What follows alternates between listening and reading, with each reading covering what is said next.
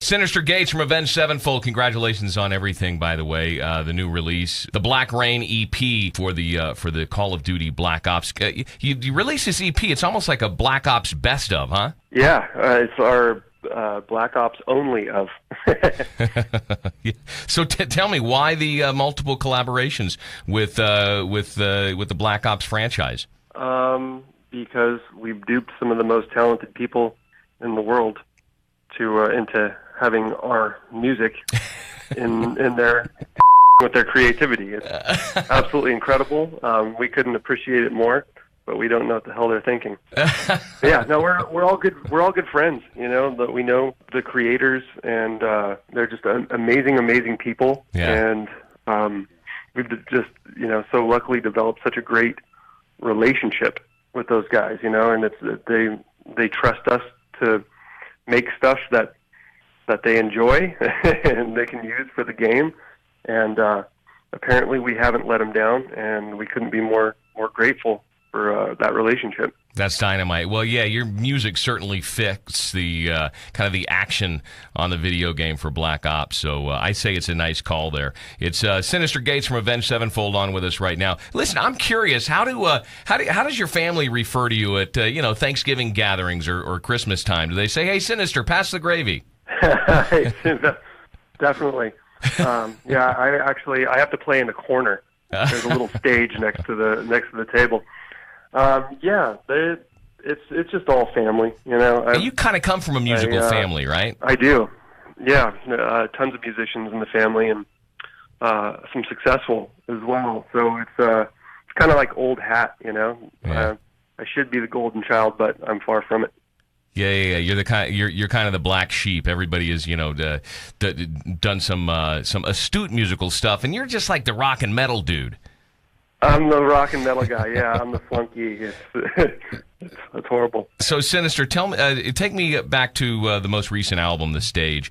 Kind of a different approach. I mean, with a 15-minute song to wrap up the album, more of a kind of a prog rocky feel. Did it accomplish what you set out to do as Avenged Sevenfold? And in retrospect, do you feel it went the distance for the fans? I absolutely did.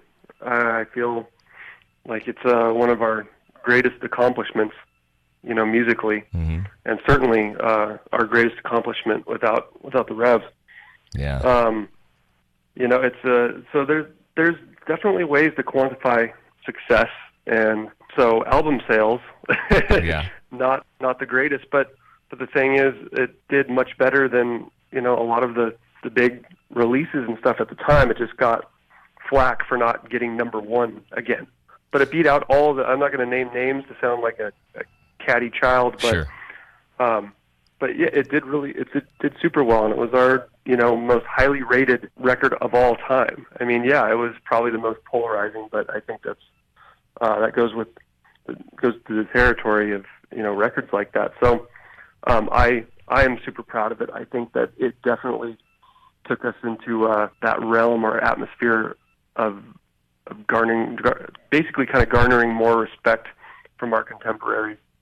They just kind of thought we were these dudes, putting on makeup and playing the part. But I think that they realized that they didn't already, that we're kind of the real deal, and I've always believed that about us. I've always thought that not just alone but together. I've never witnessed such talent from friends, and from other people, let alone my best friends. And I've always been so proud of this band.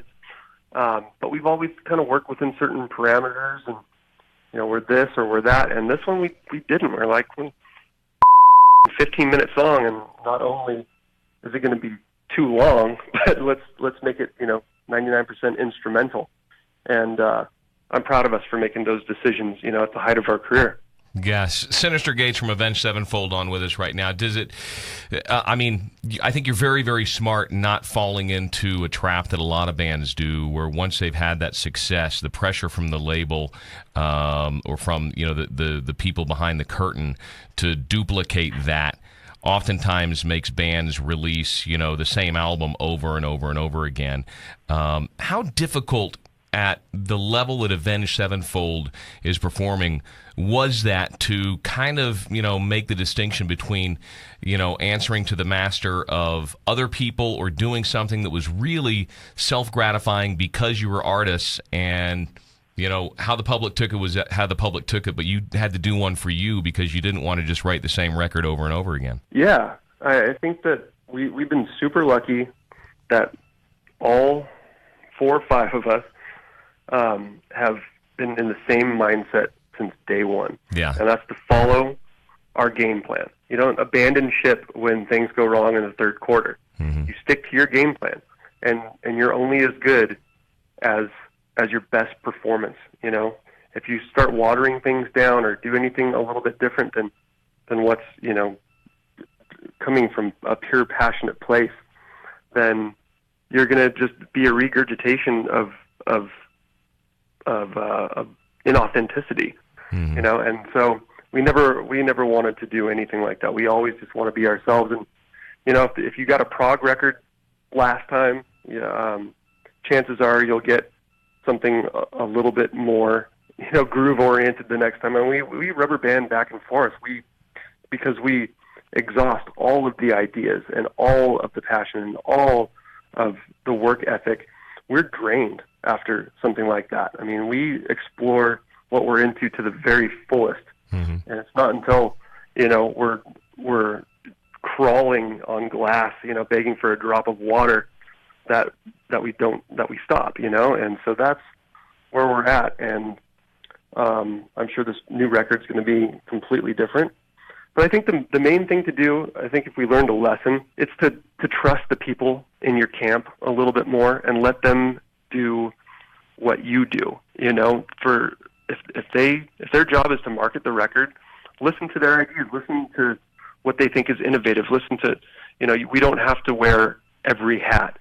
And I think we really tried to do that on the last record. Do you think that has been kind of the biggest lesson with the kind of nasty public battle with Warner Brothers and then over to Capitol for a record and then out back in the Warner Brothers camp? Do you think that's kind of the life lesson that you guys learned after the end of that, looking back? Well, it's hard to say. I mean, I'm only talking about such a transient moment, such as the release of the last record. I haven't had a chance to digest the entirety of the record cycle quite yet, but we'll explore that further next time we talk. But certainly the release of the record, we could have done things differently and trusted our partners a little bit more.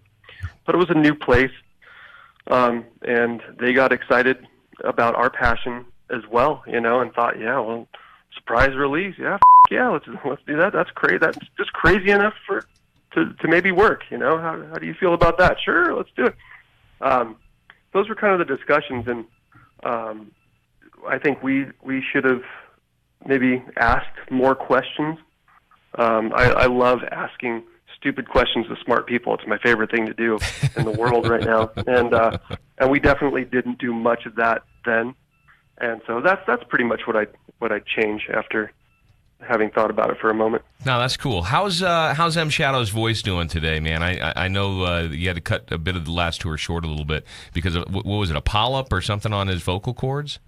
Yeah, a nodule, basically, kind of like a callus blood blister or whatever. But he's doing much better. I mean, he's seen the light at the end of the tunnel. The throes of all of this recovery. Where the first couple months that we were back home when the kids are out of school, and they're home with their dad all day, and he can't even whisper because whispering is actually worse than talking, and he wasn't allowed to talk. So it's absolutely crazy to think of having to do that and having your family go through that as well. But he's a stud, and he's as diligent and dogged as they come, and he's been attending every party silently in a corner while drunk people just ask him about his inability to talk, and he just smiles and nods and doesn't say a thing, and he's just he's a total trooper, man. It's been really cool to see his dedication to his craft and to his family, his Avenged Sevenfold family. So, but yeah, he's rounded the corner. He's making some some noise now. That's good. I think the only sign language I know is the old middle finger, man. So Synyster Gates, that's all I got. Avenged Sevenfold's played some of the biggest festivals in the world. I mean, you guys have shared the stage with Metallica. You've kind of vindicated yourself as an artist and a musician. What is still on your bucket list? Oh man, game-changing technology. Okay. I wanna create something incredible that affects a billion people. You know, just the small things. Yeah. Maybe do another We Are the World, but metal. Exactly. That's actually a brilliant idea. Listen, I'm a fellow guitarist. I'm curious to know, Synyster Gates, what's your guilty musical pleasure aside from rock and metal? Maybe when you're just playing at home or you're playing with friends or whatever, or what you're listening to. Oh yeah. I listen and play everything. You know, not well, but I enjoy the playing country, jazz, classical. All sorts of different stuff. I listen to everything. I'm really not that discerning when it comes to music, especially as I get older. I love it all. I really appreciate. And if I don't like the melody or harmony of something, there's always maybe the production element is amazing, or maybe their style of writing is it's become kind of educational to me in a positive and a negative, because sometimes it's hard to listen to the sheer magic in like a collective one solid thing. So to me, I hear music in a multitude of layers and educational elements, theory and stuff like that. So I try to do both, you know, but I enjoy the hell out of it, and it's a gift for me to be able to listen to so much and enjoy it and learn from it, and then go to try to apply it to Avenged Sevenfold. So sometimes much to the chagrin of my band members, but yeah, we try to do everything. Yeah, I played in a country multi-varietal a Tejano band growing up. So we played everything from polkas and cumbias and lambadas to Seek and Destroy from Metallica, or UB40's Red Wine, or George Strait's The Chair. It was an interesting, eye-opening experience where I had a moment of clarity at the age of 14 of, why do I say I hate country, or why do I say middle finger to pop music when I should have a healthy respect for all of it? It doesn't mean I got to listen to it at home every week, but anyhow. Listen, I appreciate the call today, Synyster Gates. How soon can we expect a new full-length album from Avenged Sevenfold, and maybe a nice U.S. tour that maybe you'll hit some secondary markets such as Reno here? Hopefully sooner than later. You know, we don't have an exact timeline, but I know we're all real hungry to get back in the studio and create some more music. We're looking forward to it. Dynamite. Well, congratulations on Black Rain, and I'm looking forward to the next chapter in Avenged Sevenfold. Synyster Gates, appreciate the call, man. Thank you so much. All right, talk to you later. Take care, brother.